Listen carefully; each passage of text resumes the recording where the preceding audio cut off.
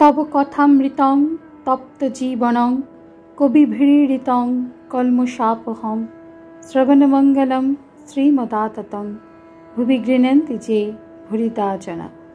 নমস্কার, অমৃতবাণী চ্যানেলে আপনাদের সকলকে স্বাগত। শ্রী শ্রী ঠাকুর, মা ও স্বামীজির রাতুল চরণে শতকোটি প্রণাম জানিয়ে শুরু করছি আমাদের আজকের পাঠ। কথামৃতের সুধাধারার সাথে শ্রী শ্রী ঠাকুর, মা ও স্বামীজির অনুত্থানের জন্য চ্যানেলটি সাবস্ক্রাইব করুন। 1884 অক্টোবর। ঈশান খোসামুদে হতে সাবধান। শ্রীরামকৃষ্ণ ও জগতের উপকার। ঠাকুর ঈশানকে বলছেন, তুমি খোসামুদের কথাই ভুলো না। বিষয়ী লোক দেখলেই খোসামুদে এসে জুটে। মরা গরু একটা পেলে যত শকুনি সেখানে এসে পড়ে।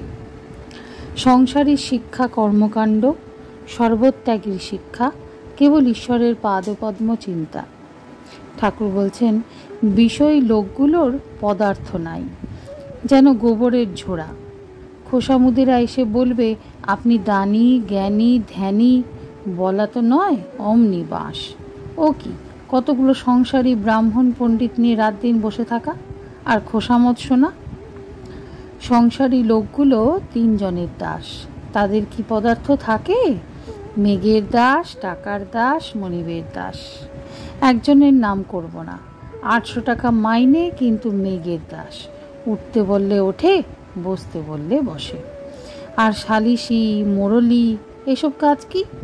দয়া, পরোপকার, এসব তো অনেক হলো। ওসব যারা করবে তাদের থাক আলাদা। তোমার ঈশ্বরের পাদপদ্মে মন দিবার সময় হয়েছে।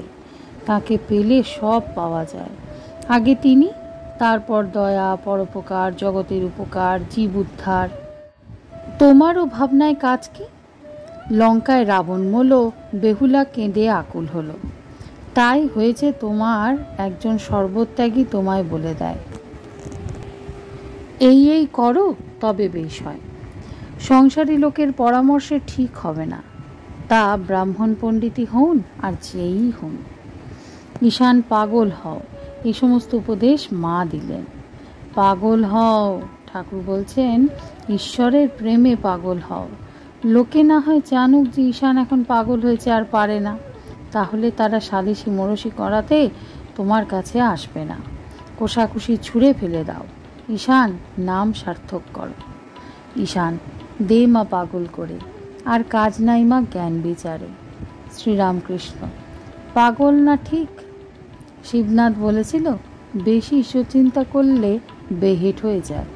আমি বললুম, কি চৈতন্যকে চিন্তা করে কি কেউ অচৈতন্য হয়ে যায়? তিনি নিত্য শুদ্ধ বোধরূপ। যার বোধে সব বোধ করছে, যার চৈতন্যে সব চৈতন্যময়। বলে নাকি সাহেবদের হয়েছিল, বেশি চিন্তা করে বেহেট হয়ে গিয়েছিল। তা হতে পারে, তারা ঐহিক পদার্থ চিন্তা করে। ভাবেতে ভরল তনু, হরল জ্ঞান। এতে যে জ্ঞানের অর্থাৎ জ্ঞানের কথা বলা আছে, সে জ্ঞান মানে বাহ্যক জ্ঞান। ঠাকুর শ্রীরামকৃষ্ণের চরণ স্পর্শ করিয়া ঈশান বসিয়া আছেন ও সমস্ত কথা শুনিতেছেন। তিনি একবার মন্দির মধ্যবর্তী পাষাণময়ী কালী প্রতিমার দিকে চাহিতেছিলেন। দীপালোকে মার মুখ হাসিতেছে, যেন দেবী আবির্ভূতা হইয়া ঠাকুর শ্রীরামকৃষ্ণের মুখনিসৃত বেদ মন্ত্রতুল্য বাক্যগুলি শুনিয়া আনন্দ করিতেছেন। ঈশান শ্রীরামকৃষ্ণের প্রতি, যেসব কথা আপনি শ্রীমুখে বললেন, ওসব কথা ওইখান থেকে এসেছে। শ্রীরামকৃষ্ণ, আমি যন্ত্র, উনি যন্ত্রী। আমি ঘর, উনি ঘরণী। আমি রথ, উনি রথী। যেমন চালান তেমনি চলি, যেমন বলান তেমনি বলি। কলিযুগে অন্য প্রকার দৈববাণী হয় না, তবে আছে। বালক কি পাগল, এদের মুখ দিয়ে তিনি কথা কন। মানুষ গুরু হতে পারে না, ঈশ্বরের ইচ্ছাতেই সব হচ্ছে। মহাপাতক, অনেক দিনের পাতক, অনেক দিনের অজ্ঞান, তার কৃপা হলে এক্ষণে পালিয়ে যায়। হাজার বছরের অন্ধকার ঘরের ভিতর যদি হঠাৎ আলো আসে, তাহলে সেই হাজার বছরের অন্ধকার কি একটু একটু করে যায় না এক্ষণে যায়? অবশ্য আলো দেখলেই সমস্ত অন্ধকার পালিয়ে যায়। মানুষ কি করবে? মানুষ অনেক কথা বলে দিতে পারে, কিন্তু শেষে সব ঈশ্বরের হাত। উকিল বলে, আমি যা বলবার সব বলেছি, এখন হাকিমের হাত। ব্রহ্ম নিষ্ক্রিয়। তিনি যখন সৃষ্টি, স্মৃতি, প্রলয় এই সকল কাজ করেন, তখন তাকে আত্মাশক্তি বলে। এই আত্মাশক্তিকে প্রসন্ন করতে হয়। চণ্ডীতে আছে জানো না? দেবতারা আগে আত্মাশক্তির স্তব করলেন, তিনি প্রসন্ন হলে তবে হরির যোগনিদ্রা ভাঙবে। ঈশান, আজ্ঞা। মধুকৈটব বধের সময় ব্রহ্মাদি দেবতারা স্তব করেছেন। ত্বং স্বাহা ত্বং স্বধা ত্বং হি বশটকার স্বরত্বিকা সুধা তমক্ষের নিত্য ত্রিধা মাত্রাত্মিকা স্থিতা অর্ধমাত্রা স্থিতা নিত্যা জানুর্চর্যা বিশেষত ত্বমেব সাতং সাবিত্রী ত্বং দেব জননী পরা তৈব ধার্যতে সর্বং তৈ তৎ সৃজ্যতে জগৎ